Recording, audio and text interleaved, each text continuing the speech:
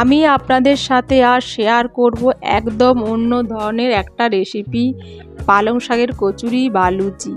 এই রকম ফুলকো ফুলকো লুচি আপনারা আলুর দম বা যে কোনো তরকারির সাথে খাওয়া যায়, খেতে খুব দুর্দান্ত হয়। বাড়িতে থাকা অল্প উপকরণে বানিয়ে ফেলতে পারেন। দেখুন কতটা নরম আর সফট হয়েছে। আমি আপনাদের একটা ভেঙে দেখাচ্ছি। আমি আপনাদের সহজভাবে দেখিয়ে দিচ্ছি। নমস্কার বন্ধুরা, সকলেই ভালো আছেন, সুস্থ আছেন।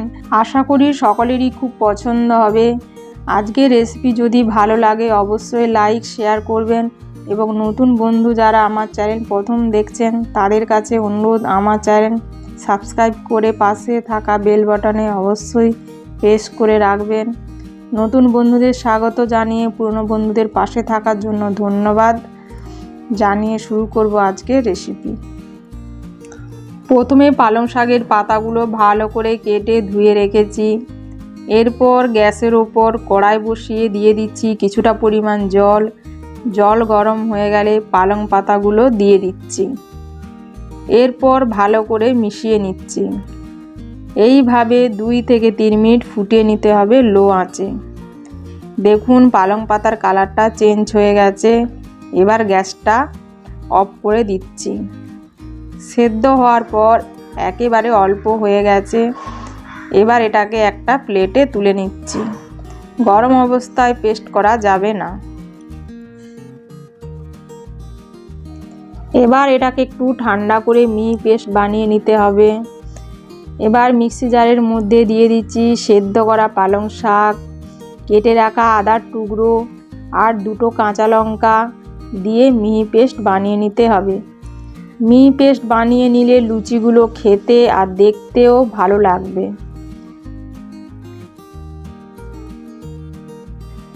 এবার একটা মিক্সিং বোল নিয়ে নিচ্ছি। এর মধ্যে দিয়ে দিচ্ছি 1 কাপ ময়দা। এরপর দিয়ে দিচ্ছি 1/2 চামচ নুন, 1/2 চামচ চিনি আর দিয়ে দিচ্ছি 1 চামচ শুকনো কড়াই ভেজে রাখা মৌরি গুঁড়ো। এরপর দিয়ে দিচ্ছি জোয়ানটা হাতে একটু পেস্ট করে দিচ্ছি। এরপর দিয়ে দিচ্ছি সাদা তেল। ময়দাতে এইভাবে 2 থেকে 3 মিনিট ময়ান দিয়ে দিতে হবে। এতে করে লুচিগুলো নরম তুলতুলে হবে আর খেতেও ভালো লাগবে। ময়দাতে খুব ভালোভাবে ময়ান দিয়েছি।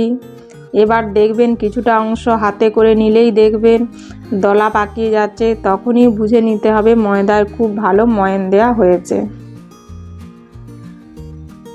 এবার যে পালং শাকের যে মিশ্রণটা রেডি করে রেখেছিলাম সেটা দিয়ে দিচ্ছি।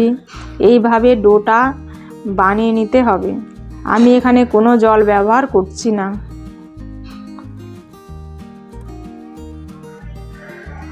লুচি বানানোর জন্য ডো একেবারে রেডি। ডো বানাতে হবে যেভাবে আমরা তৈরি করি রুটি, লুচি। এটা খুব বেশি নরম বা শক্ত করা যাবে না।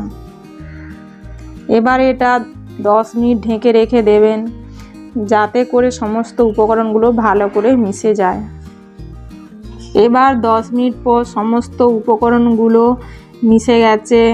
এখন ডো থেকে এইভাবে এক একটা লেচি আলাদা করে নিতে হবে।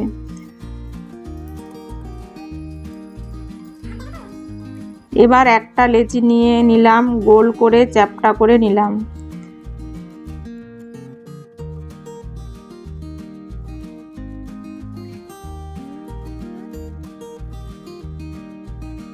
একটা বেলুন কাঠ নিয়ে তেল মাখিয়ে নিলাম। এবার লুচিটাকে পাতলা করে বেলে নিতে হবে। একইভাবে সমস্ত লুচিগুলো বেলে নিতে হবে। লুচিগুলোকে আপনারা যদি একইভাবে করতে চান তাহলে একটা বাটি বসিয়ে সাইড থেকে কেটে নিতে পারেন, আবার ওইগুলোকে ভালোভাবে মেখে বেলে নিতে পারেন।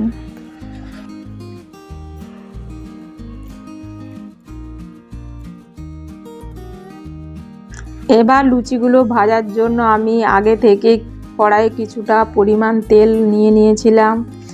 তেলটা হাই ফ্লেমে খুব ভালো করে গরম করে নিয়েছি। এবার আঁচটা মিডিয়ামে রেখে এবার যে লুচিটা বেলে রেখেছিলাম সেটা তেলের মধ্যে দিয়ে দেব।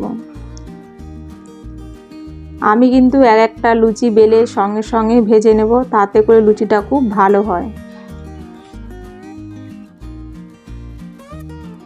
আপনারা দেখুন লুচিটা ফুলে উঠেছে। এবার লুচিটাকে উল্টে পাল্টে ভেজে নিতে হবে। এবার লুচিটাকে একটা প্লেটে তুলে নিচ্ছি। একইভাবে সমস্ত লুচিগুলোকে ভেজে নেব।